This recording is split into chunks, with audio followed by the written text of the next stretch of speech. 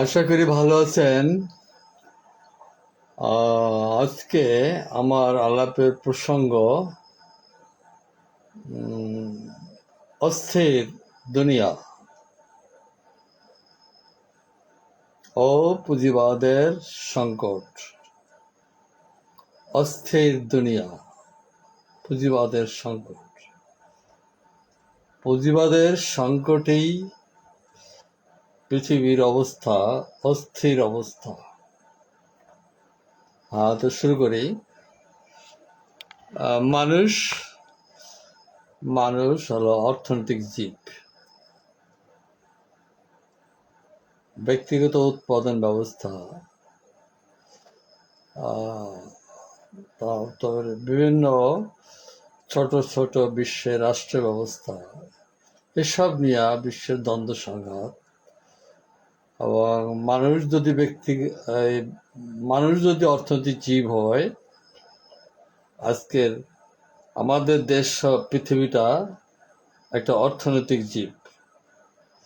আর এটা পুঁজিবাদী মনোভাবভিত্তিক যে অর্থনীতি বা অর্থশাস্ত্রের যে নিয়ম, সেটা হয়েছে কি, মুনাফাটা ব্যক্তির পকেটে।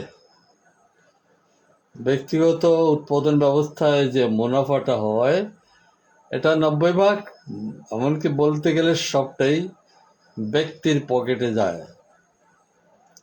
আর যৌথ উৎপাদন ব্যবস্থা, অর্থাৎ বৈজ্ঞানিক সমাজ ব্যবস্থায় যে উৎপাদন যৌথ হয়, যৌথ উৎপাদন ব্যবস্থায় যে মুনাফাটা হয়, সেই মুনাফাটা জনগণের পকেটে, অর্থাৎ রাষ্ট্রের ফান্ডে, রাষ্ট্রের পকেটে যায়। এই হলো পার্থক্য। উৎপাদন ব্যবস্থার মুনাফার এটা হলো চরিত্র। আধুনিক যে ব্যক্তিগত মালিকানায় যে অর্থশাস্ত্র, সেই অর্থনৈতিক অবস্থায় পৃথিবী আজকে সংকটাপন্ন। এটা বাণিজ্যিক সংকট, আন্তর্জাতিকভাবে সংকট। সেখান থেকে পৃথিবীর রাজনৈতিক অবস্থা হচ্ছে অস্থির অবস্থা। পৃথিবীর রাজনৈতিক অস্থিরতা, তার প্রভাব প্রতিটি দেশে, প্রতিটি ঘরে ঘরে এই অস্থিরতার একটা প্রভাব।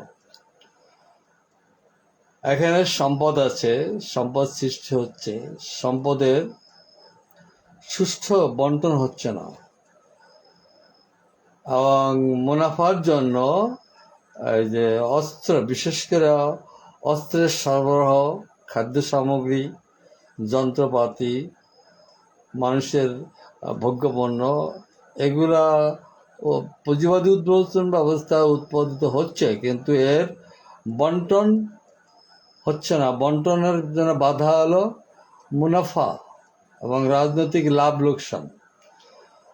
কাজী পৃথিবীতে অতীত থেকে পর্যন্ত যে যুদ্ধ হয়ে আসছে, যুদ্ধের সমাধান হয়নি। প্রথম বিশ্বযুদ্ধ, দ্বিতীয় বিশ্বযুদ্ধ হয়েছে, যুদ্ধের সমাধান হয় না। ষড়যন্ত্র আর যুদ্ধ একই জিনিস। ষড়যন্ত্রে কোনো সুফল বা কোনো ভালো রেজাল্ট আসবে না, যুদ্ধেও ভালো রেজাল্ট আসবে না। যুদ্ধ হলো একটা বাড়িতে আগুন লেগে যাওয়া, আগুন ধাউ ধাউ করে জ্বলছে, ফায়ার ব্রিগেড এসে আগুন নিভিয়ে ফেললো, চলে গেল, কিন্তু ওখানে যে দাগ থেকে যায়, সেখান থেকে আবার আগুন জ্বলে। কাজেই যুদ্ধে থেমে যায়। আমরা বাহ্যিকভাবে আমরা যুদ্ধ থেমে যেতে দেখি, কিন্তু মানুষের মনে দ্বন্দ্বটা থেকে যায়। দ্বন্দ্বটার মীমাংসা হয় না, যুদ্ধে মীমাংসা হয় না। যুদ্ধে বাই ফোর্স একটা বিচার সালিসের মাধ্যমে দমন করা হয়, যুদ্ধে মীমাংসা হয় না। মীমাংসা হয় শান্তিপূর্ণ আলাপ আলোচনায় মীমাংসা হয়। এখন বিশ্ব অবস্থাটা কি? বিশ্ব অবস্থাটা যুদ্ধ অবস্থা। বিশ্বের অস্থিরতা, সম্পদ নিয়ে অস্থিরতা, মধ্যপ্রাচ্যের যুদ্ধ অস্থিরতা এখনো লেগে আছে।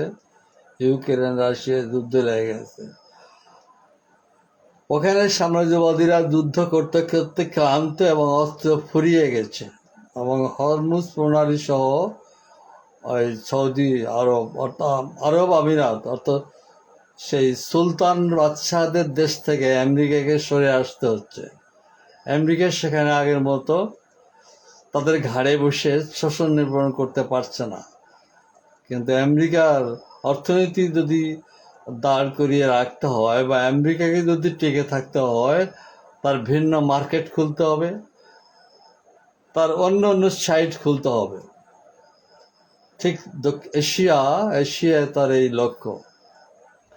এখন এশিয়ার ভিতরে আমাদের অবস্থানটা এমন, যেমন একটি মাঠের ভিতরে যদি একটা মোরগ দাঁড়ানো থাকে, বড় আকারে একটা মোরগ যদি একটি মাঠে থাকে, তার চতুর্দিকে যদি শিয়াল থাকে, তাহলে মোরগটা যাবে কোন দিক?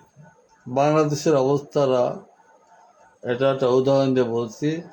আমাদের একদিকে আমেরিকা, একদিকে রাশিয়া, একদিকে চীন, একদিকে ভারত। মোরগের মতো আমরা এখানে দাঁড়িয়ে আছি। এখন মোরগটা যাবে কোন দিক? যেদিক যাবে তাকে শিয়ালে খেয়ে ফেলবে। শিয়াল আর মোরগের ভালোবাসা হতে পারে না। সাম্রাজ্যবাদ, তার সাথে কোনো ভালোবাসা হতে পারে না। অর্থনৈতিক সম্পর্ক হয়, সাময়িক অর্থনৈতিক সম্পর্ক হয়। অর্থনৈতিক সম্পর্ক আবার থাকে না, মুনাফার হেরফেরে এগুলো আবার থাকে না। কাজেই বিশ্বেই অস্থিরতার ভিতর থেকে আমাদেরকে চলতে হচ্ছে, কিন্তু চলতে পারতেছি না। ওই আমেরিকা ছাত্র যুবককে দিয়া, ইউনূস সাহেবকে দিয়া ভারতের থেকে বাংলাদেশকে ডাকাতি করে নিয়ে গেল, এবং এদেশে ক্ষমতায় কে আসবে? এখানে আমেরিকার যে পলিসি, সেই পলিসিটি ইউনূস সাহেব ছিল পর্দার আড়ালে। কাজে কোঠা আন্দোলনের একটা দোহাই দিয়ে ছাত্র যুবকদের মাঠে নামিয়ে যেটা করলো, এটা দেশবাসী আপনারা সবাই জানেন।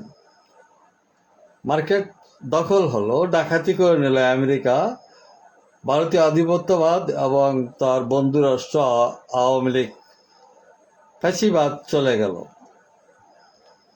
ফ্যাসিবাদের পরে এদেশে তো সরকার হবে, সেই সরকারের গঠন কিভাবে হবে? অস্থায়ীভাবে অন্তর্বর্তীকালীন একটা সরকার হলো।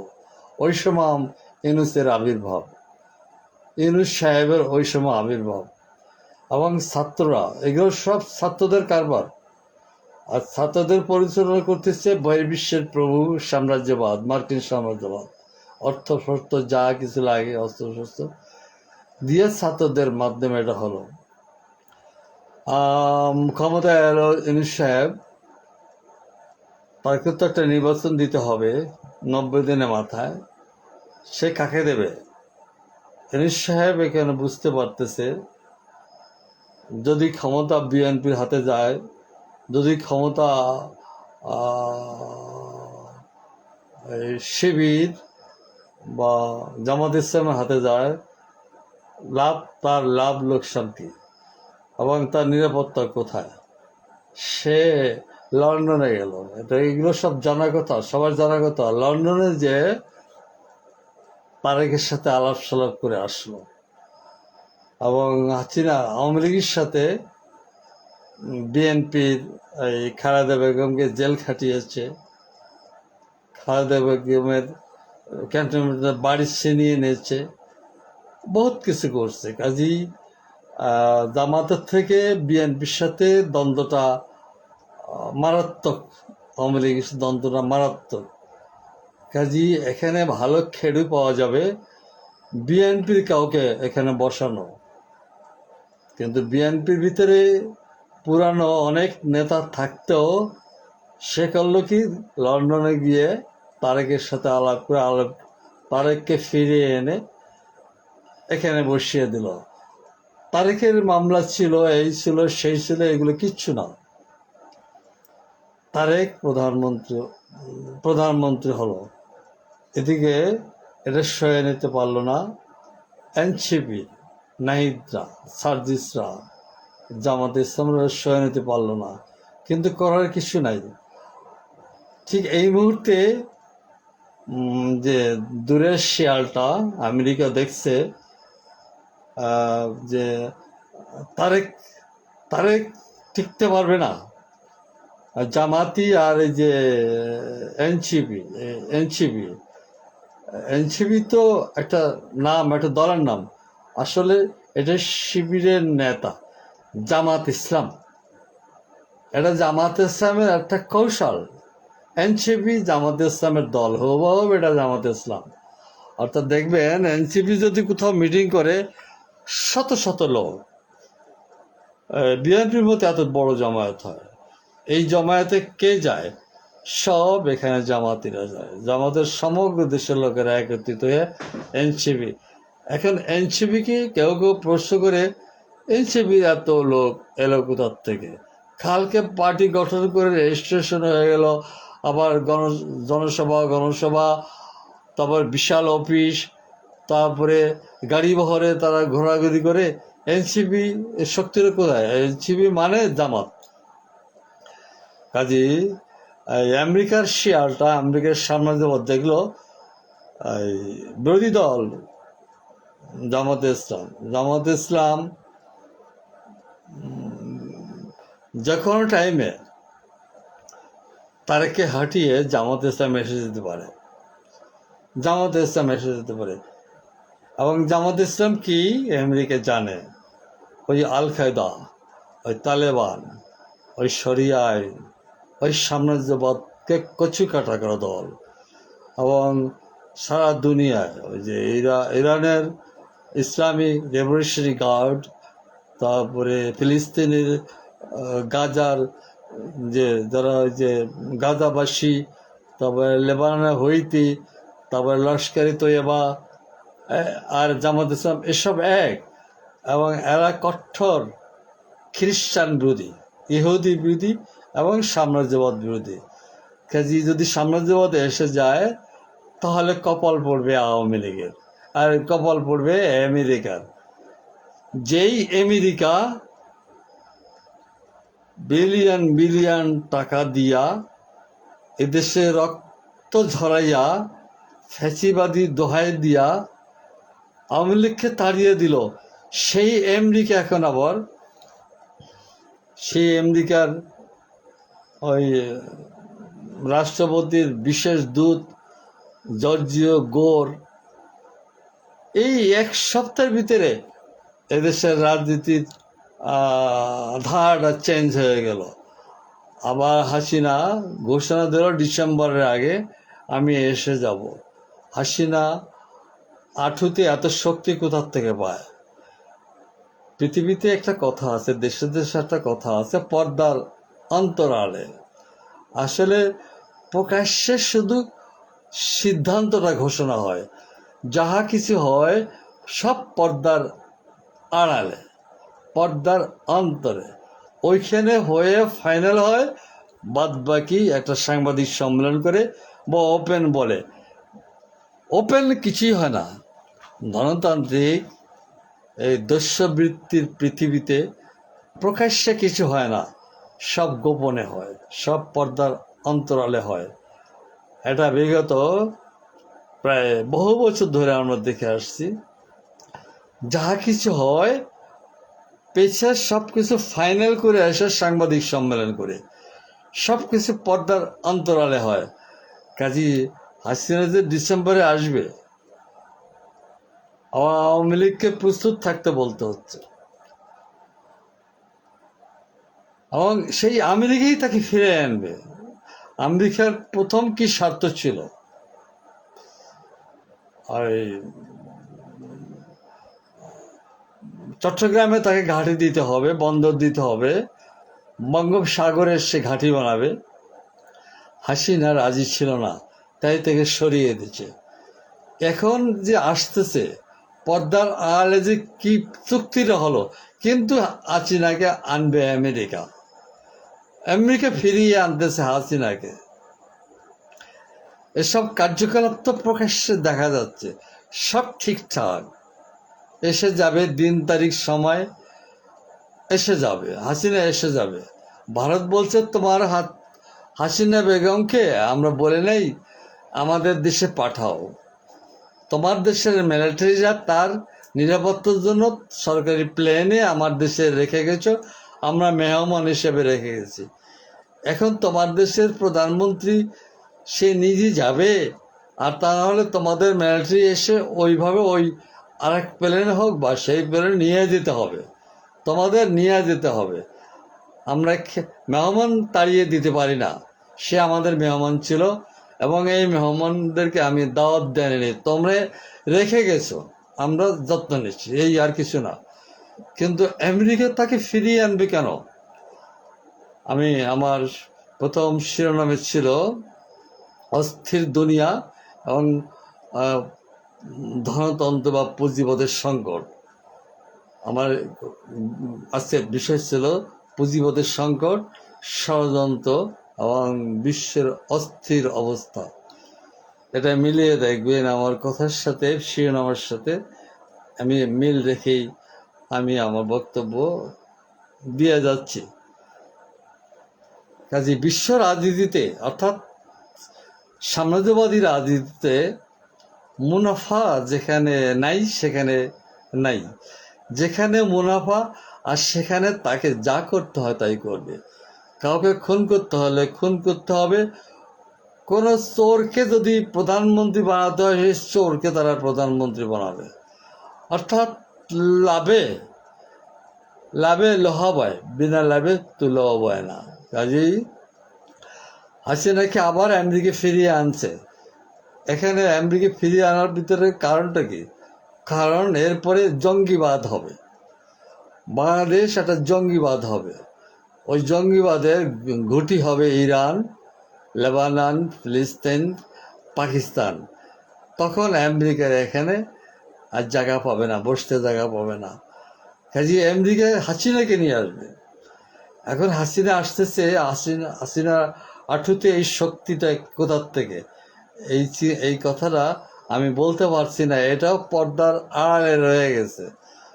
হাসিনা বেগম কি তাদের চট্টগ্রাম, সেন্ট মার্টিন এগুলো দিবে, বন্দর দিবে না কি দিবে? কি হাসিনা এমনই একজন নেত্রী এবং এমনই একজন লোকের মেয়ে, সে খুব দৃঢ় হচ্ছে, তার সাহসী। বঙ্গবন্ধুর মেয়ে, বঙ্গবন্ধু যে ধরনের সাহসী, তার রক্তের রক্ত হাসিনা। হাসিনা হাসিনা দেশ ছেড়ে দিছে, দেশ থেকে চলে যেতে বাধ্য, কিন্তু সে দেশ বিক্রি করতে রাজি ছিল না। আর যদি সেন্ট মার্টিন দিত, বন্দর দিত, বঙ্গোপসাগরে ঘাঁটি করতে দিত, হাসিনা হতো আমেরিকার সবচাইতে কাছের নেতা। সে রাজি না, তাকে তাড়িয়ে ছাড়লো। এখন আবার হাসিনাকে আনতে যাচ্ছে কেন? ওই যে বিড়াল গাছে ওঠে কখন, বিপদে পড়লে বিড়াল মাথার কাঠে ওঠে। এখন হাসিনাকে আনতে যাচ্ছে কেন? তালেবানদের ভয়ে, জঙ্গিদের ভয়ে। তারেককে হটিয়ে ইসলাম আসবে, জঙ্গি আসবে, এই ভয়তে। এবং তালেবান আসলে, জঙ্গি আসলে সে আর জায়গা পাবে না। যেমন সে আফগানিস্তানের দীর্ঘ রক্তক্ষয়ী যুদ্ধের পরে সে দেখলো এখানে আমার সৈন্যই শুধু মারা যাচ্ছে, টাকা ব্যয় হচ্ছে। এই যুদ্ধের রেজাল্টটা কি? রেজাল্টটা হলো আফগানরা জাতীয়তাবাদী এবং সাহসী এবং ত্যাগী এবং মৃত্যুকে ভয় পায় না। হাসিনাও ঠিক সে ধরনের মেয়ে, মৃত্যুকে ভয় পায় না, সাহসী, ত্যাগী। এখন তাকে ফিরে আনতেছে কেন? এগুলো বাণিজ্যিক ব্যাপার। বাণিজ্যটাকে আমি দোষের চোখে দেখি না। বাণিজ্যে ভারতের সাথে আমরা যখন ৭১ পরে ভারতের সাথে আমার বন্ধুত্ব হয় এবং ভারতীয় সাহায্য নিয়ে এদের স্বাধীন হলো, এখানে ভারতের অনেক লাভ আছে, ট্রানজিটে লাভ আছে, বন্দর মংলা ব্যবহার করতে পারতেছে। আমরা আবার সব কিছু ইউরোপ থেকে আনতে হতো, আমাদের সব কিছু দরিদ্র হতো আমেরিকা বহির্বিশ্বে। এবং আমাদের আলু ভর্তা খাওয়ার জন্য পেঁয়াজ আনতে হতো পাকিস্তান থেকে, আমাদের আলু ভর্তা খাওয়ার জন্য মরিচ আনতে হতো, কাঁচামরিচ আনতে হতো ভারত থেকে, আমাদের শাড়ি পরতে হলে কাপড় পুড়ে গেলে কাপড় পুরানো হলে আনতে হতো পাকিস্তান থেকে। এখন আমরা শাড়ি কাপড়, চিকিৎসা, আলু ভর্তার পেঁয়াজ মরিচ আরও অনেক সুবিধা আমাদেরও হচ্ছে, আর ভারতেরও হয়েছে। ভারতের সবচেয়ে লাভ হলো তার পূর্ব সীমান্তে সমস্ত বাহিনীকে উইথড্র করে নিয়ে এখানে ভারতের নর্মাল বাহিনী খেলা করে গেছে, মানে পাকিস্তানের ভয় আর নাই। ভারতের এটা রাজনৈতিক বিশাল লাভ, আমাদেরও বিশাল লাভ হয়েছে। কিন্তু বাণিজ্যিক দর কষাকষিতে আমাদের কূটনীতিকরা ফরাক্কা তিস্তা বিভিন্ন জায়গা বার্গেনিং করতে যে আমরা কিছু আছি, লোকসানে আছি, ট্রানজিটে লোকসানে আছি। তিস্তা প্রকল্পে আমরা পারিনি। তারপর একটা প্রবাদ পুরাণ কথা আছে, বাড়ির পাশের লোক, একই বাড়ির লোক শত্রু হলেও আমি মারা গেলে আমার দেহটা আমার ঘরের পাশের লোক বার করবে, আমার দাস্তবমি হলে ডাক্তার আনতে আমার ঘরের পাশে যে। এখন বাংলাদেশে যদি আলু ভর্তা খেতে হয় তাহলে 1200 মাইল পাকিস্তান থেকে পেঁয়াজ আসবে, আমেরিকা থেকে কাঁচামরিচ আসবে, থাইল্যান্ড থেকে এই আসবে। তো আমার তো আর ভর্তা দিয়ে ভাত খাওয়া হলো না। আমি মরে গেলে আমার লাশটা কে কাঁধে বহন করবে? পাকিস্তানিরা এসে বহন করবে না আমেরিকা এসে বহন করবে? এটা সহজ কথা। প্রতিবেশী বা ঘরের পাশে বা প্রতিবেশী দেশ, এদের সাথে রক্তক্ষয়ী কোনো গণ্ডগোল করতে হয় না, কোনো দুশ্মনী বুদ্ধিমানরা কোনো দুশ্মনী করে না, প্রতিবেশীর সাথে বা ঘরের পাশের সাথে দুশ্মনী হয় না। এটা প্রাচীনকাল থেকে মুরব্বীদের কাছে আমরা শুনে আসছি। দূরের বন্ধু, আমার এখানে অসুখ হলে এই মুহূর্তে ইমার্জেন্সি আমার ডাক্তার আনার লোককে, তখন আমার পাশের লোকেরা বলবে, আমার বাড়ির পাশে গ্রামের লোকেরা বলবে, তোমার ওই যে দোস্ত বানিয়েছে যার সাথে সে আসবে, সে ডাক্তার এনে দেবে। কাজে প্রতিবেশীর সাথে বন্ধুত্ব রাখা, কিছু লোকসান হলেও প্রতিবেশী বিপদের সময় তাকেই প্রথম পায়। এটা আমি এই কথাগুলো বলতে যাইয়া কেউ ভাবতে পারেন যে আমি একটু ভারত ঘেঁষা কিনা। না, এটা একটা বৈজ্ঞানিক যুক্তি, এটা সামাজিক যুক্তি। প্রতিবেশীর সাথে শত্রুতা করতে হয় না, মীমাংসা করে ফেলতে হয়, জ্ঞানী লোকদের ব্যাপার। যাই হোক, আমার মূল কথায় থাকি। তো এখন যদি আমরা একটা মরগের মতো হয়ে গেছি। ওই যে একটা জঙ্গলে একটা মোরগ থাকলে তার চারদিকে যদি পাতি শিয়াল থাকে, মোরগটা কোন দিকে যাবে? চীনের হুমকি যে আমেরিকাকে আসতে দেওয়া না, রাশিয়া ভারতের হুমকি পাকিস্তানকে আসতে দেওয়া না। আমেরিকা দেখছে ওই যে নাবালক প্রধানমন্ত্রী বানিয়েছে, ওই ইউনূস সাহেব যাকে প্রধানমন্ত্রী বানিয়েছে তার কোনো যোগ্যতা নাই, আর সে হলো চুক্তির প্রধানমন্ত্রী, আমেরিকার সাথে চুক্তির প্রধানমন্ত্রী, কন্ট্রাক্টের মন্ত্রী। একে দিয়ে আমেরিকা এগোতে পারবে না, যেহেতু দেশের ভিতরে যে অরাজকতা, দেশের ভিতরে যে অশান্তি, এটা এখন যে পর্যায়ে গেছে, গণ অভ্যুত্থানের পর্যায়ে চলে গেছে। এটা সামাল দেওয়ার ক্ষমতা এই বিএনপির পক্ষে সম্ভব না। জামাত যদি এখানে আসে, জামাতকে এদেশের মুসলমানরা জামাত পছন্দ করে না। জামাতের পরিচয় কি? আওয়ামী লীগ সময় ইলেকশনে জামাত 300 আসনে ভোট ইলেকশন করতো, 3 থেকে 4টা প্রার্থী পেত। মুসলমান বটে, কিন্তু এদেশের মুসলমানরা ওই ধর্মান্ধরা বাদে বা এটা একটা প্রাচীন দল, কিন্তু গণ গণসমর্থন যেটা, এটা আওয়ামী লীগের পক্ষে। আবার বঙ্গবন্ধু থাকতেই এটা সৃষ্টি হয়েছে। মওদুদি, নিজাম, ওই যে নিজাম সাহেব ইত্যাদি অনেক প্রাচীন নেতা থাকতেও ভোটের বেলা বিএনপি, আওয়ামী লীগ, এই ধারাটা আজও রয়ে গেছে। কাজী এই যে বলছি না যে যে বেহাইয়ার কোনো শরম থাকে না। ওই আমেরিকার কথা বলছি, যেই আমেরিকা এখানে হাসিনাকে তাড়াতে যে তার বিলিয়ন বিলিয়ন টাকা, এবং আমাদের দেশে যে যে খুন খারাপি করতে হয়েছে সব কিছু করিয়ে এখন হাসিনাকে আনতে হবে। ওই যে ঠেলায় পড়লে বিড়াল মাথার কাঠে ওঠে। হাসিনাকে কে আনতেছে? আমেরিকা আনতেছে। ভারতের সাথে আমেরিকার সাথে কথাবার্তা ওরকম পর্দার আড়ালে কোনো বাণিজ্যিক কথাবার্তা আছে? পর্দার আড়ালের কথা তো কোনোদিন কেউ আমরা জানতে পারি না। ওটা যখন অ্যাকশন শুরু হবে তখন দেখব পর্দার আড়ালে কি হচ্ছে, ওটা বেরিয়ে আসবে, থলির বিড়াল তখন বেরিয়ে আসবে। কিন্তু আজকে হাসিনা যে আসবে, তার আঠুর শক্তির কোথায়? হ্যাঁ, তার জনসমর্থন আছে, কিন্তু একটা মিলিটারি ফোর্সকে ডেঙ্গিয়ে সম্ভব না।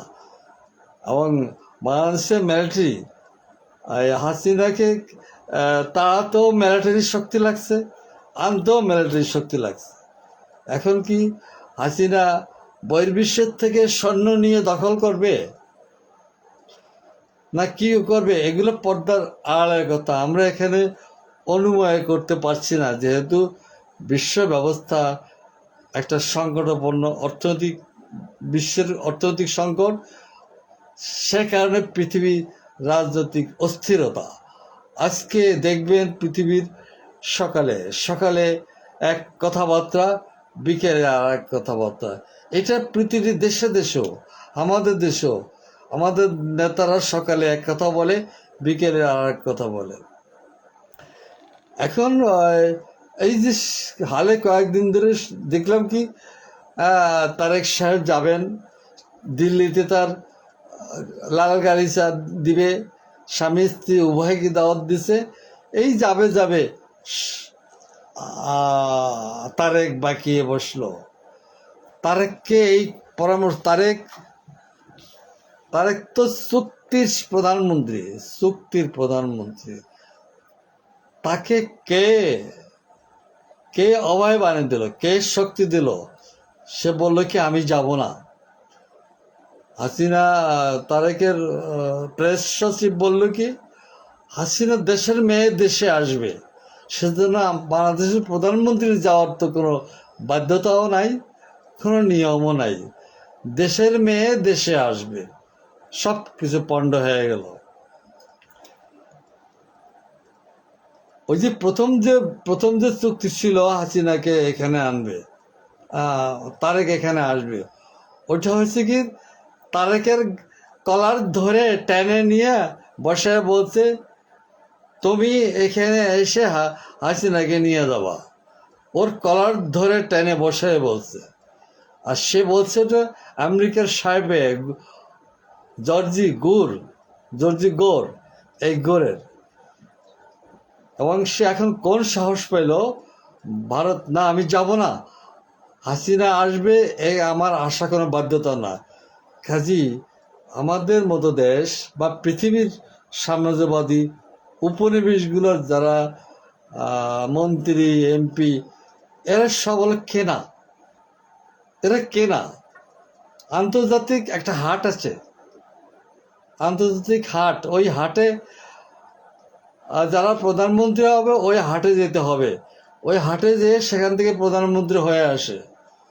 কাজী আন্তর্জাতিক হাট, আন্তর্জাতিক বাজার, এখানে গরু ছাগল ভেড়া ছাগল সব কিনতে পাওয়া যায়।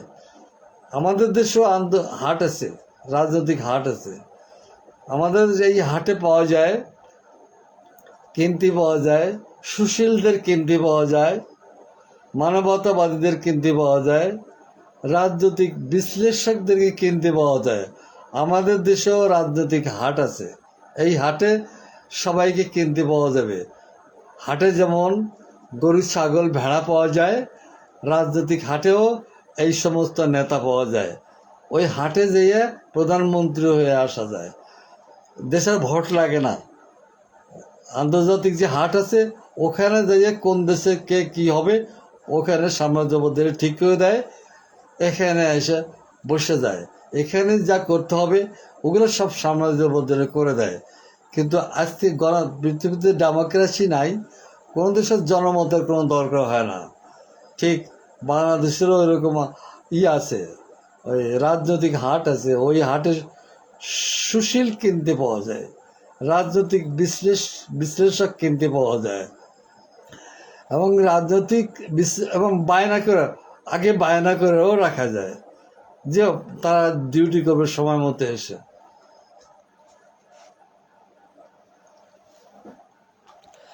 এখন বাংলাদেশের সর্বশেষ, আমি আলাপের শেষের দিকে চলে আসছি। আমার শিরোনাম ছিল ষড়যন্ত্র ও বিশ্ব অস্থিরতা বা পুঁজিবাদের সংকট। বাংলাদেশের সর্বশেষ যে অবস্থা আমি যেখানে শেষ করব, আপনারা দেখছেন না, শিশু ছোট বালক বালিকার বড়রা কিভাবে আদর করে ধরে কোলে নেয়, বা একটু যদি বড় হয় তো মুরব্বীরা হাতের পিঠ চাপড়ায়, বাবা তুমি ভালো আছো, বেশ, পিঠ চাপড়ায়। সাম্রাজ্যবাদী নেতারা, আমাদের দেশের এই চাটুকররা যখন তাদের দেশে যায়, দেখবেন সাম্রাজ্যবাদী নেতারা ওই ওই যে আমেরিকার রাষ্ট্রপতি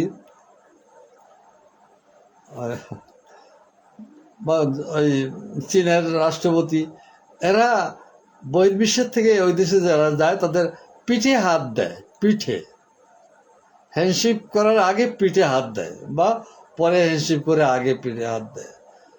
আর ছোট ছোট ছোট বাচ্চাদেরকে কোলে করে, এখন আমাদের বাংলাদেশের প্রধানমন্ত্রীর ওই একবার কোলে নেয়, মোদি সাহেব কোলে নেয় তারেককে, আবার কোলে নেয়, কোলে নিয়ে আদর করে আমেরিকা, কোলে নিয়ে আদর, বহির্বিশ্বের নেতারা আমাদের দেশের নেতাদেরকে কোলে নিয়ে আদর করে। অথবা এরা তো অল্প বয়স, কাজে এদেরকে কোলে নিয়ে আদর করতেছে। আর একটু বেশি বয়স্ক হলে পিঠে হাত থাপড়ায়। কাজী এই হয়েছে বিশ্ব রাজনীতিতে এই উপনিবেশগুলোর এই হলো অবস্থা। এখানে কোনো ডেমোক্রেসি, এখানে স্বাধীনভাবে কিছু করা যায় না। এর ভিতর দিয়ে তো আমাদের চলতে হবে। সেটা হয়েছে কি, একটা দেশের সম্মানিত শ্রমিক, কৃষক, দেশপ্রেমিক বুর্জুয়া, দেশপ্রেমিক জাতীয়তাবাদী লোকেদেরই পারে এটার সমাধান দিতে।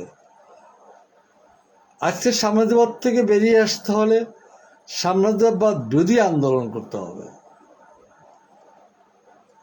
আমাদের পিঠে আদর করুক, আমাদের কোলে নিক, এটা প্রত্যাখ্যান করতে হবে। তারেকের আঁটুতে কে শক্তি দিল? এখন আবার কি হবে?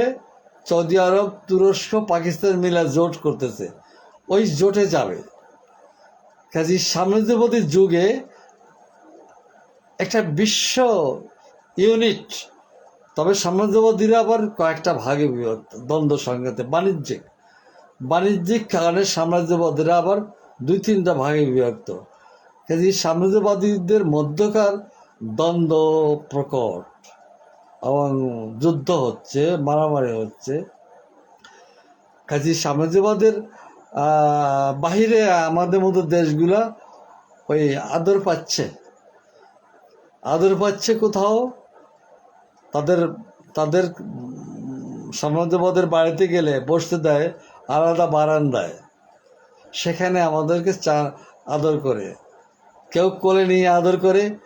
আবার যাদের কথা না শুনে তাদের আমাদের কলার ধরে টান দিয়ে বসায় দুটো চড় মেরে বলে, তোর এই এই এই এই করতে হবে, তুই তাই করবি, তাহলে তোর ক্ষমতা থাকবে না।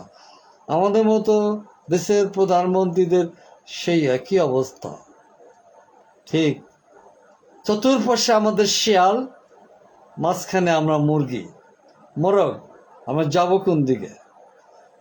এই পথ বের করতে হবে সাম্রাজ্যবাদ বিরোধী আন্দোলনের মাধ্যমে, জাতীয় বিপ্লবী আন্দোলনের মাধ্যমে। সাম্রাজ্যবাদকে বিরোধ সম্ভব। এবং সেই চিন্তা, সেই চেতনা এদেশের শ্রমিক কৃষকদের ভিতরে জাগৃত হচ্ছে।